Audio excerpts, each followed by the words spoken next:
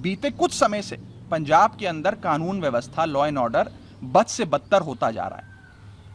लोगों को threat call, extortion call, जान से मारने की धमकियां, चोरी, डकैती, छोटे ब्लास्ट, सिलेंडर ब्लास्ट से लेकर तमाम तरीके के एंटी सोशल एलिमेंट्स द्वारा अंजाम दी जा रही वारदातें, तमाम चीज़ें बढ़ती जा रही हैं। बीते कुछ घंटों में पंजाब में दो बहुत खतरनाक वारदातें हुई हैं, दो बॉम्ब ब्लास्ट हुए हैं, एक जलंधर में, एक अमृतसर में।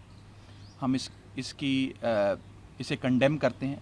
स्थिति बहुत सेंसिटिव है, चिंताजनक है और सीधे तौर पर ये बॉम्ब ब्लास्ट पंजाब की अमन और शांति से एक प्रकार का खिलवाड़ करने की कोशिश है।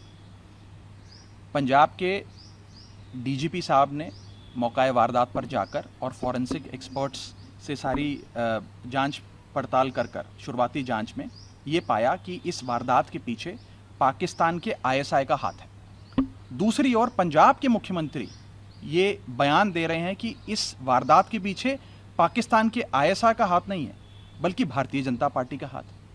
तो मैं सीधे तौर पर ये पूछना चाहता हूं कि पंजाब के मुख्यमंत्री भगवंत मान साहब पाकिस्तान की आईएसआई को क्यों क्लीन चिट देना चाहते हैं और क्या उनकी इतनी दुश्मनी भारतीय जनता पार्टी से और अपने पॉलिटिकल ओपोनेंट से हो गई है कि आज उस पॉलिटिकल ओपोनेंट पे दोषारोपण करने के लिए उन्हें पाकिस्तान की आईएसआई की गोद में जाकर बैठना पड़ रहा है। हम अक्सर देखते हैं कि आईएसआई जब भी किसी वारदात को अंजाम देती है तो उसके बाद उससे किनारा कर लेती है और कहती है ये तो फॉल्स फ्लैग ऑपरेशन है, हमारा कुछ लेना देना नहीं है। आज भगवंत मान साहब सीधे तौर पर आईएसआई का नैरेटिव को आगे बढ़ा रहे हैं। जो बात आईएसआई कहती है वही मान साहब कह रहे हैं। तो ये बहुत खतरनाक है। मैं समझने का प्रयास कर रहा हूं कि क्यों भगवंत मान साहब, ऐसी कौन सी वो कंपल्शंस हैं जिसके चलते उन्हें इन आतंकवादियों को और इस आईएसआई को क्लीन चिट देने की इतनी जल्दी पड़ी है और सीधे तौर पर वे अपने पॉलिटिकल ओपोनेंट को इसके लिए ब्लेम कर रहे हैं। ये बहुत चिंताजनक बयान है। इसे गंभीरता से लेना चाहिए और समझना चाहिए कि उनकी ऐसी क्या मजबूरियां हैं जिसके चलते वो इस प्रकार के बयान देने के लिए मजबूर हैं। दूसरा विषय यह है कि पंजाब एक बहुत सेंसिटिव बॉर्डर स्टेट है। लगभग 550 किलोमीटर का इंटरनेशनल बॉर्डर पाकिस्तान के साथ पंजाब सूबे का लगता है और इस वारदात को आप इसलिए भी गंभीरता से लीजिए क्योंकि पंजाब में ऐसा ब्लास्ट जो पिछले कुछ घंटों पहले देखा गया हुआ है कि 3, 4, 5 किलोमीटर दूर तक उस ब्लास्ट की आहट लोगों ने महसूस करी। और इस ब्लास्ट की लोकेशन, जैसे कि जलंधर में जो ब्लास्ट हुआ, वो एक ऐसी जगह हुआ जहां 3 जगह से वो जगह आर्म्ड फोर्सेस, पैरामिलिट्री फोर्सेस और पंजाब पुलिस के हेडक्वार्टर से ढकी गई थी। एक ऐसी जगह जहां पर एक तरफ पैरामिलिट्री फोर्सेस का हेडक्वार्टर है, दूसरी तरफ पंजाब आर्मर्ड पुलिस का हेडक्वार्टर है और तीसरी तरफ भारतीय सेना का कंटोनमेंट इलाका लगता है। उस इलाके के बीचों बीच जाकर यह ब्लास्ट हुआ है। बहुत चिंता का विषय है।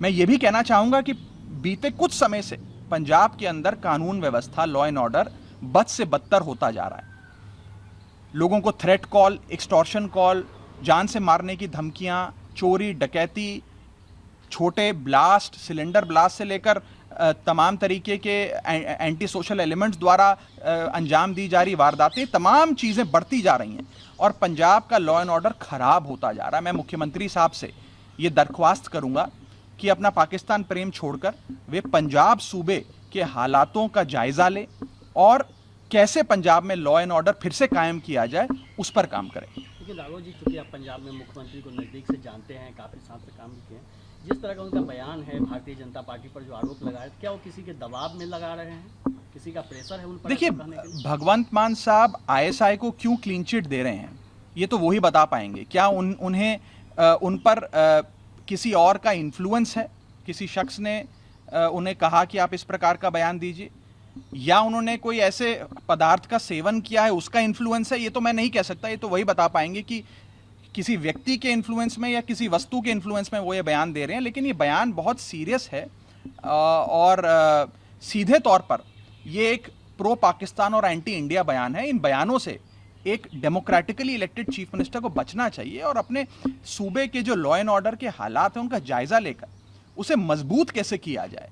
इस बॉम्ब ब्लास्ट के पीछे जो लोग हैं उन्हें पकड़ा कैसे जाए, इस इन्वेस्टिगेशन को कंक्लूजन की ओर कैसे ले जाया जाए, उस विषय पे काम करना चाहिए और अपने सूबे के लोगों को विश्वास में लेना चाहिए, ना कि इस प्रकार के इर्रेस्पॉन्सिबल बयान देने चाहिए।